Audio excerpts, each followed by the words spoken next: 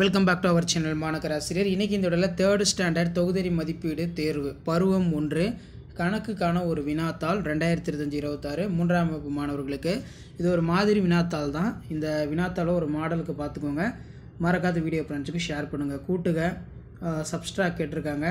ஒரு பழக்கடையில் 91 தர்பூசணி பழங்கள் விற்பனைக்கு வைக்கப்பட்டிருந்தன. அவற்றில் 19 தர்பூசணி பழங்கள் விற்பனையானது.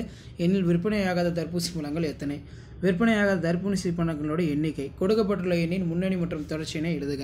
இந்த மாதிரி தான் மாடல் கொஷின் வந்து உங்களுக்கு கேட்பாங்க. இந்த கொஷின் பேப்பர் ஒரு மாடலுக்கு பார்த்து வச்சுக்கோங்க. மறக்காத வீடியோ ஃப்ரெண்ட்ஸுக்கு ஷேர் பண்ணிட்டு பாருங்கள்.